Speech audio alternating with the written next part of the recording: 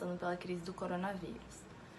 E com isso, vieram várias mudanças no comportamento da população, a principal delas, o isolamento social, que a princípio foi uma medida tomada pela sociedade e mais adiante foi imposta pelo governo, com a quarentena. E apesar de muitas pessoas terem aderido ao isolamento por terem medo, terem ficado ansiosas, terem ficado nervosas ou até mesmo pensando pela união, pela sociedade como um todo, muitas pessoas não aderiram por não poderem, por não terem uma condição suficiente para isso. Outras porque o trabalho não permitiu, outras por não acreditarem. Com o isolamento vieram outras mudanças, como a diminuição no consumo e, consequentemente, uma mudança no mercado de trabalho. Com a diminuição do consumo, muitos negócios tiveram que diminuir de tamanho ou até mesmo fechar, por não conseguirem se manter no mercado. E com isso, muitas pessoas ficaram desempregadas. Outras não tiveram escolhas, porque têm trabalhos informais. E com isso, não tiveram renda suficiente para se manter. E, consequentemente, não tinham renda para sobreviver. Muitas pessoas começaram a pensar no bem coletivo. Começaram a ter mais compaixão, empatia, solidariedade. E começaram a juntar em ONGs, ajudar ONGs, e a conseguir alimentos para ajudar as pessoas mais necessitadas. E outra mudança também que teve foi na higienização, onde as pessoas passaram a lavar mais as mãos, a utilizarem máscaras ao sair de casa, a utilizarem mais o álcool em gel, pois o vírus ele é extremamente transmissível. Outra mudança também que teve com o isolamento foi na saúde mental. Muitas pessoas começaram a ter depressão. E com isso, algumas plataformas e algumas psicólogas começaram a fazer um trabalho em cima disso. Eles começaram a ajudar essas pessoas e também teve outra mudança que foi nos escritórios. Muitos passaram a usar o home office e outros começaram a utilizar entregas por aplicativos para ver se isso faz manter os seus negócios. E, portanto, a pandemia trouxe várias mudanças, sejam elas boas ou ruins. Muitas vezes as mudanças não foram aceitas por todos, mas na grande maioria essas mudanças estão sendo feitas.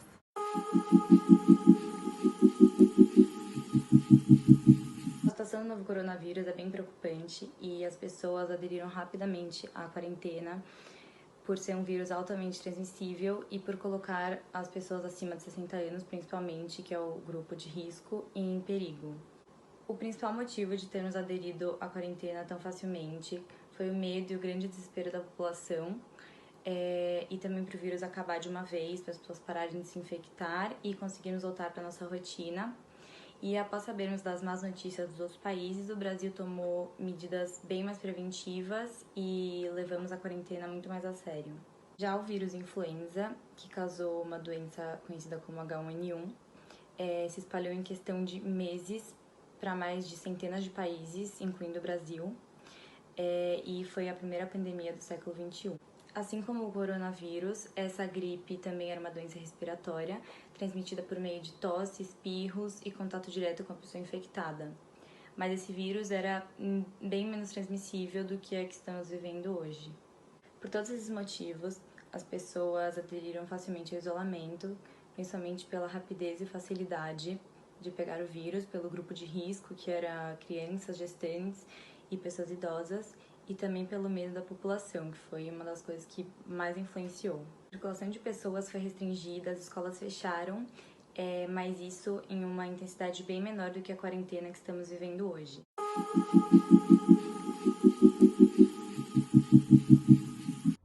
Agora falando um pouco sobre o papel da mídia na nossa percepção, eu vou começar explicando como é que a nossa percepção da realidade funciona. A gente recebe estímulos sensoriais que faz com que o nosso cérebro receba esses estímulos e interprete ele. Usa algumas ferramentas para interpretar esses estímulos e isso é chamado de percepção. As ferramentas que o cérebro usa são as nossas crenças, o nosso contexto e a nossa cultura. nossas experiências, enfim. Quando a mídia publica uma notícia de morte, de caos, de devastação econômica, de depressão econômica, o telespectador recebe isso e, com base nisso, ele faz uma interpretação do contexto. E essa interpretação, muitas vezes, gera para ele sentimentos de medo, de pânico, de depressão. Não é ao acaso que o movimento pela saúde mental e etc. tá muito forte agora nesse momento de quarentena, porque isso influencia diretamente em como o telespectador interpreta o contexto que a gente está vivendo agora. Então é muito importante que a mídia tenha um papel de conscientização e de informação. No caso do H1N1, que foi a gripe suína que aconteceu anos atrás, o que aconteceu foi que a mídia disseminou muitas notícias de pânico e etc. E aí as pessoas entraram em um movimento desesperado de querer vacina quem não precisa se vacinar, atravessar a fronteira do país para comprar medicamento, porque não tinha mais aqui, enfim. E isso acaba gerando N efeitos ruins, como aconteceu há um tempo atrás, de acabar o estoque de máscaras, de acabar o estoque de álcool gel, porque as pessoas entram nesse sentimento de pânico e não conseguem pensar no próximo, porque o pânico e o medo se torna maior do que qualquer sentimento de compaixão. Então, a mídia é muito influente nesse aspecto. O pânico pode causar efeitos devastadores e a mídia tem que ter muita responsabilidade na hora da disseminação da informação, primeiro com a informação correta. A disseminação de fake news é muito prejudicial a esse processo da informação correta, da calma, da paciência. E o papel da imprensa tem que ser orientar e diminuir o pânico, impedindo que a situação se agrave. E a imprensa tem esse papel de orientar e ter uma responsabilidade pela percepção das pessoas do que está acontecendo. Então, é de suma importância que tenham essa consciência e de que o telespectador tenha essa consciência também, para que a nossa percepção não seja tão afetada pelas notícias que nem sempre são as melhores e que mostram talvez apenas um ponto de vista de um contexto um pouco mais geral. Então é sempre melhor buscar uma informação de diversos veículos e de diversas fontes, para que a nossa percepção não seja tão alterada assim.